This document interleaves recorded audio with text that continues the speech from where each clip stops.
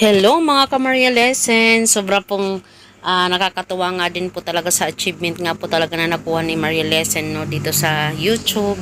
Na talagang sobrang tagal din po talaga bago umabot ng 1 million subscribers itong si Maria Lesson.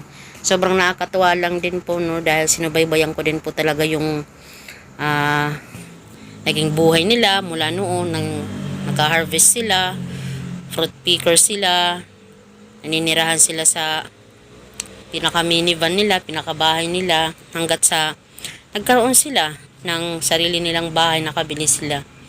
'Di ba? Sobrang nakakatuwa lang nang dahil din talaga sa pag-YouTube nila ay malaking tulong din po talaga yung para makabili sila ng bahay. At ngayon ay talagang stable na din talaga yung hanap buhay nila David, nila Marlesen at saka ni Sylvester.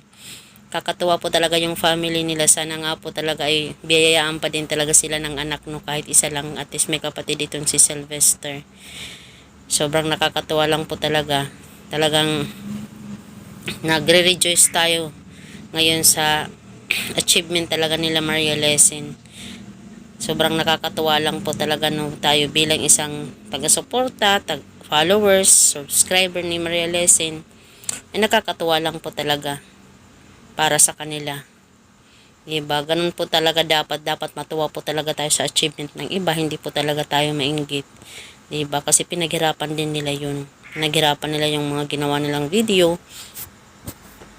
At sobrang nakakatuwa lang din po talaga no, yung ngayon parang natutuwa ako sa mga video din ni Maria Lesson, yung mga may garden siya, yung may mga chicken sila na nangingitlog.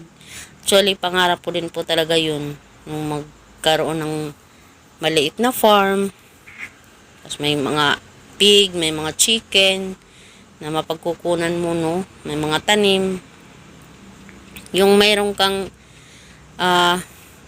aantayin na harvestin mo. Saka sobrang nakakatuwa po talaga pag may mga bunga na yung ng mga pananim mo.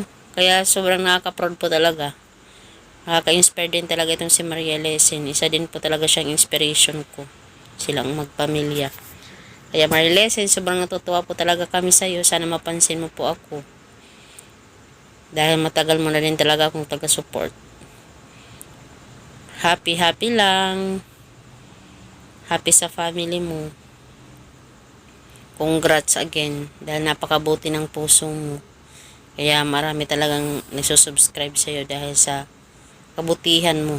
Tsaka maganda din yung content na pinapakita mo, nakaka-inspire. So yun lang po. Maraming salamat. Tuloy nating subaybayan si Maria Lesson. Congrats again. God bless you.